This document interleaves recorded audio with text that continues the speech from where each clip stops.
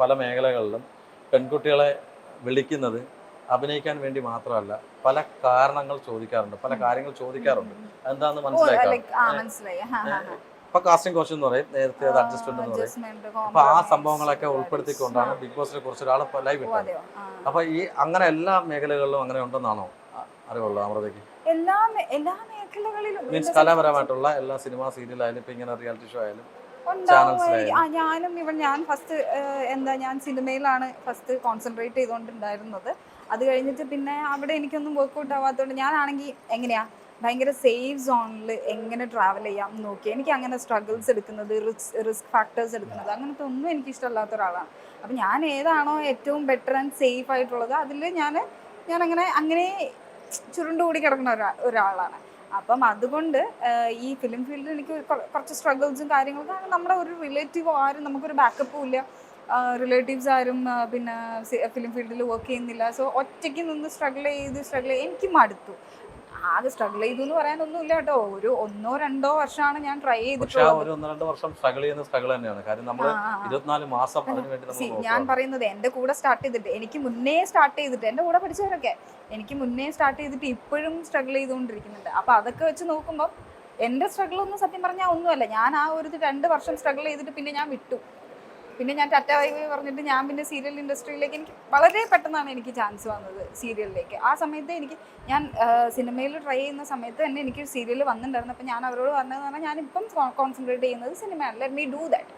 അത് കഴിഞ്ഞ് പിന്നെ എനിക്കത് മടുത്തപ്പോൾ ഞാൻ നേരെ ഈ ഒരു ഓപ്ഷൻ വന്നപ്പോൾ ഞാൻ ഇതിലേക്ക് ജമ്പ് ചെയ്തു. ഫസ്റ്റ് സ്ക്രീനിങ്ങിന് പോയി. അപ്പോൾ തന്നെ ഞാൻ അവിടെ കാസ്റ്റായി. അപ്പോൾ എനിക്ക് ഇറ്റ് വാസ് വെരി ഈസി. പക്ഷെ പല ആൾക്കാർക്കും അത് അങ്ങനെ ആവണമെന്നില്ല കേട്ടോ. അപ്പം ഞാൻ സീരിയൽ ഇൻഡസ്ട്രിയിലേക്ക് വന്നപ്പോൾ എനിക്ക് ഭയങ്കര കംഫർട്ടബിൾ ആയിട്ട് തോന്നി. നിങ്ങളിപ്പോൾ ഈ പറഞ്ഞ സംഭവങ്ങളൊക്കെ ഉണ്ടാവുമായിരിക്കാം, അത് അവരുടെ പേഴ്സണൽ ചോയ്സ്. പോകണമെങ്കിൽ പോവാം, പോകുന്നില്ല എന്നുണ്ടെങ്കിൽ പോകണ്ട, അങ്ങനെ. അതെ, ഓരോരുത്തരുടെ ഇഷ്ടമാണ്. അതിന് ഇപ്പം നമ്മളൊന്നും പറഞ്ഞു. പക്ഷെ ലൈക്ക് എന്താ ഇപ്പോൾ പറയാം, നമ്മൾ അത്യാവശ്യം നമ്മളെ ആർക്കും പറ്റിക്കാൻ പറ്റില്ല. അല്ലെങ്കിൽ ഒരാളിപ്പോൾ അങ്ങനെ വന്ന് ചോദിക്കുന്നത് എനിക്ക് ഇന്നത് ചെയ്താലേ ആ ഒരു ക്യാരക്ടർ നിന്റെ കയ്യിൽ തരുള്ളൂ എന്നാരെങ്കിലും പറയുകയാണെന്നുണ്ടെങ്കിൽ തിരിച്ച് എനിക്ക് ആ ക്യാരക്ടർ വേണ്ട സാറേ എന്ന് പറഞ്ഞ് പോകാനുള്ള ഒരു ഗട്ട്സ് കാണിക്കുന്ന ക്യാരക്ടർ തന്നെയാണ് ഒറിജിനൽ ചില കാര്യങ്ങളിലാണോ? എങ്ങനെ അമൃത ഇപ്പൊ ജാസ്മിന്റെ കഥാപാത്രം കുറച്ച് വില്ലത്തിയാണ്, നെഗറ്റീവ് റോളാണ്, ദേഷ്യപ്പെട്ട് നിൽക്കുന്ന റോളുകൾ ഇഷ്ടം പോലെ കാണും. ഇങ്ങനെയുള്ള ആൾക്കാരോട് അങ്ങനെ തന്നെ മറുപടി പറയും, ഈ ഒരു ക്യാരക്ടർ പോലെ തന്നെ ആയിരിക്കും മറുപടി പറയും. ഞാൻ അത്യാവശ്യം ബോൾഡാണോ? ഞാൻ അത്യാവശ്യം നല്ല ബോൾഡാണ്. എനിക്കറിയാം, ഞാൻ പറയാം, അത് കാര്യം പറഞ്ഞുതരാം. നല്ല ബോൾഡാണ്. ഒരാളുടെ അടുത്ത് വളരെ റെസ്പെക്റ്റ്ഫുൾ ആയിട്ട് എങ്ങനെ സംസാരിക്കണം എന്ന് എനിക്കറിയാം. അതല്ല ആള് തിരിച്ച് എങ്ങനെയാണോ സംസാരിക്കുന്നത് ആ ഒരു ലെവലിലേക്ക് വീണ് സംസാരിക്കാനും എനിക്കറിയാം. അപ്പൊ അതുകൊണ്ട് എൻ്റെ അടുത്ത് ഈ പരിപാടി ഒന്നും നടക്കൂല. ഞാൻ പറയട്ടെ, നമ്മളെ 2 ദിവസം മുമ്പ് ലൊക്കേഷനിൽ പോയപ്പം കേക്ക് കട്ടിങ് സമയത്ത് എൻ്റെ അടുത്ത് ഫോണും കൊണ്ടുവന്നിട്ട് എന്നോട് പറഞ്ഞ് ഒന്ന് വീഡിയോ എടുത്തരാന്ന് വെച്ചു. അപ്പം ഞാൻ ഈ മയക്കൊന്ന് കാണിച്ചു, ആങ്കറിങ് ചെയ്യണമെന്ന് പറഞ്ഞു. അപ്പം എന്നോട് പറയേ കുട്ടി, ഇയാൾ ആങ്കറിങ് മാത്രമേ ചെയ്യത്തുള്ളൂ എന്ന് വെച്ചു. തമാശ രീതിയിലാണ് വെച്ചത്. അപ്പൊ ഞാൻ പറഞ്ഞു, ഞാൻ ചിരിച്ച് കൊച്ചിനെന്താ. അപ്പോഴാണ് അടുത്തൊരാളിങ്ങനെ അടിച്ചോണ്ട് ഇങ്ങനെ കാണിച്ചു. അപ്പോഴെനിക്ക് മനസ്സിലായി. പക്ഷെ പിന്നെ എങ്ങനെയാ ചോദിച്ചത്?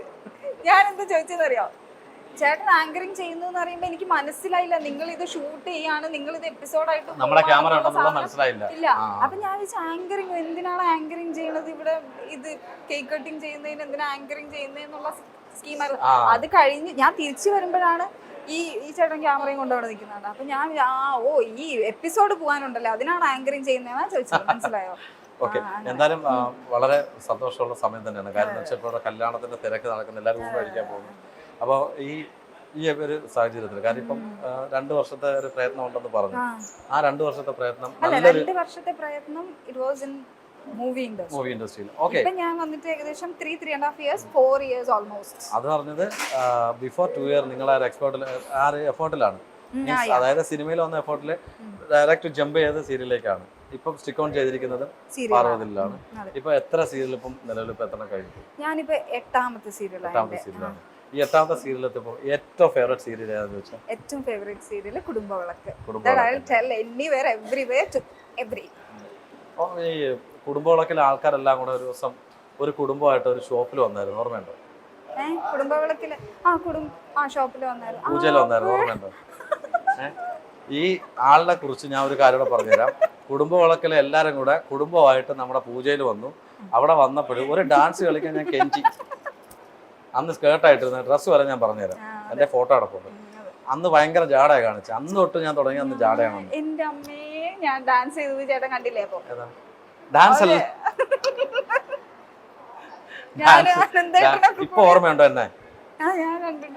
അവിടെ നിങ്ങളുടെ കുടുംബവിളക്കിലെ ആൾക്കാരെല്ലാം കെ കെ ചേട്ടൻ ഉൾപ്പെടെ അവിടെ ഉണ്ടായിരുന്നു. കെ കെ മേനോൻ ചേട്ടൻ ഉൾപ്പെടെ ഉണ്ടായിരുന്നു. 27ാമത്തെ വാർഷികത്തിൽ നമ്മൾ കൂടിയിട്ടുണ്ടോ? ഇനി മറക്കല്ലേ, ഇനി അടുത്ത ഇന്റർവ്യൂ മറക്കല്ലേ. പറയൂ, ഇനി വരുന്ന പ്രോജക്റ്റുകൾ ഏതൊക്കെയാണ് വരാൻ പോകുന്നത്? അയ്യോ ഇല്ല, ഞാനിപ്പോ കറന്റ്ലി ഇത് മാത്രമേ ചെയ്യുന്നുള്ളൂ. ഞാൻ ആക്ച്വലി ഇത് ചെയ്തുകൊണ്ടിരിക്കുമ്പോൾ തന്നെ 3 പ്രോജക്ട് ചെയ്തിട്ടുണ്ടായിരുന്നു. ഒന്ന് flowers, Surya and this one. അപ്പൊ എനിക്ക് കംപ്ലീറ്റ് ഡേറ്റ് ക്ലാഷും പരിപാടിയൊക്കെ ആയതിനെ കൊണ്ട് I had to leave one. പിന്നെ സൂര്യയും ഇതും മാത്രമേ ഉണ്ടായിരുന്നുള്ളൂ. പിന്നെ സൂര്യ ടി വിയിൽ ഇത് മാർച്ചിൽ കഴിഞ്ഞു. ആൻഡ് നൗ ഇത് ആണ് പൊക്കോണ്ടിരിക്കുന്നത്. അത്യാവശ്യം ഡേറ്റും കാര്യങ്ങളും പിന്നെ ക്യാരക്ടറൊക്കെ അത്യാവശ്യം നല്ല ക്യാരക്ടറൊക്കെ ആയതുകൊണ്ട് ദൈവം സഹായിച്ച് അങ്ങനെ അങ്ങ് പോകുന്നു. വളരെ നന്നായിട്ട് പോകുന്നു. I am completely satisfied with this project. And ഈ ഒറ്റൊരു പ്രോജക്റ്റ് മതി എന്നുള്ള ഒരു സ്കിൽ. കാരണം നമുക്ക് ബാക്കിയുള്ള ദിവസം വീട്ടിൽ പോകണ്ടേ, വീട് കാണണ്ട. എനിക്ക് ഹോം സിക്നസ്. ആക്ച്വലി നമ്മുടെ ഷെഡ്യൂൾ വന്നിട്ട് 1 to 15 ആണ്. പക്ഷെ 1 to 15 നമ്മൾ ഷൂട്ട് കഴിയാതെ വരുമ്പോൾ ഒരു 20-25 അങ്ങനെ. ഇപ്പോൾ ഈ ക്രൂഷ്യൽ സിറ്റുവേഷൻ ലൈക്ക് വലിയ സീക്വൻസസ്, കല്യാണം അങ്ങനത്തെ ഒക്കെ വരുമ്പോൾ, പിന്നെ നമ്മുടെ പാർവതി എന്ന് പറയുന്ന സീരിയലിൽ അത്യാവശ്യം പൂജ മെയിനാണ്.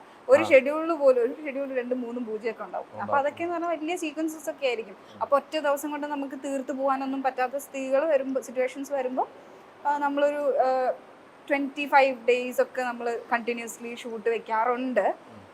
അപ്പോൾ ആ ഒരു സമയമൊക്കെ ആകുമ്പോൾ അത് കഴിഞ്ഞ് പിന്നെ ഉള്ള ബാക്കിയുള്ള ഒരു 5 ദിവസം മാത്രമേ നമുക്ക് വീട്ടിൽ പോയി ഇരിക്കാൻ പറ്റും. എനിക്കാണെങ്കിൽ വന്നിട്ട് ഒരു 5 മാക്സിമം പോയ ഒരാഴ്ച കഴിഞ്ഞ് കഴിഞ്ഞാൽ പിന്നെ എനിക്ക് വീട്ടിൽ പോകണം. ഞാനും അമ്മയും അച്ഛനും ഒരു കുട്ടിയാ, ഒരാള്. അപ്പൊ ബിഗ് ബോസിൽ പോകാനേ പറ്റത്തില്ല, ഭ്രാന്ത് പിടിക്കും.